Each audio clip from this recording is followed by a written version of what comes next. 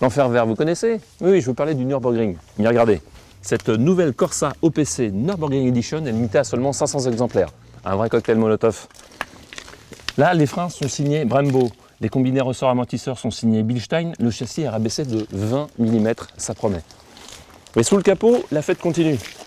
Le petit 1600 turbo passe de 192 à 210 chevaux, 280 Nm, une nouvelle ligne d'échappement qui permet moins de contre-pression, et puis surtout un autobloquant. Grosse surprise, et ça c'est merveilleux. On va l'essayer. Chez Opel, la griffe OPC est synonyme de sportivité exacerbée, y compris parfois sur des modèles pas vraiment conçus pour un tel traitement. On se souviendra notamment de l'ancien Meriva ou du monospace Zafira, amusant, atypique mais peu efficace. Parmi les modèles les plus réussis du genre chez le constructeur, les Astra et Corsa méritent leur place dans la sphère des GTI remarquables. La Corsa, compacte, rablée et affûtée, revient aujourd'hui sous les feux de l'actualité à travers cette version spéciale reprenant le nom du circuit routier le plus difficile et le plus réputé du monde, un lieu mythique où sont développés et testés la plupart des sportifs de la planète. Plus qu'une simple évolution cosmétique, la Corsa OPC Nürburgring Edition est un modèle véritablement à part. Dans l'habitacle, on remarquera surtout les sièges semi-baquets Recaro personnalisés à l'effigie du tracé du circuit. Extérieurement ensuite, hormis cette couleur cuivre remarquable, notons quelques appendices comme la lèvre de spoiler avant ou la double sortie d'échappement en inox.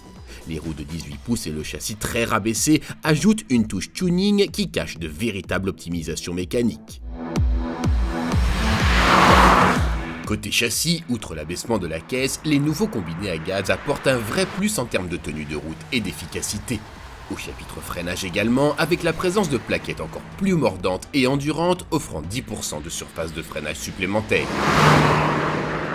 Mais c'est surtout sous le capot de cette Corsa dopée que les choses se corsent, avec une puissance accrue grâce à un turbocompresseur optimisé, une nouvelle gestion électronique et un échappement retravaillé qui permettent désormais un 0 à 100 km/h en 6,8 secondes, soit 4 dixièmes de mieux par rapport à la Corsa OPC classique.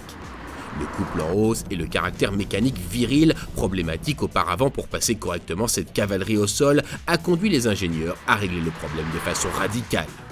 On trouve en effet désormais un autobloquant mécanique permettant enfin de juguler le couple important. On se demande bien pourquoi Opel n'y a pas pensé avant. Alors en premier lieu, on peut dire que ce moteur est vraiment péchu, avec un turbo à la Opel, qui ne prévient pas, quelque chose d'assez viril. Les 210 chevaux sont bien là, et puis quel bonheur cet autobloquant.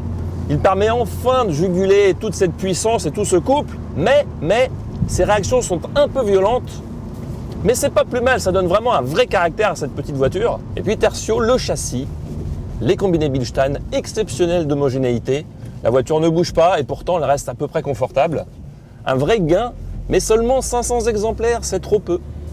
En définitive, cette Corsa ultra affûtée et parfaitement optimisée est sûrement la meilleure de tous les temps, une des GTI les plus amusantes et aussi des plus performantes du moment.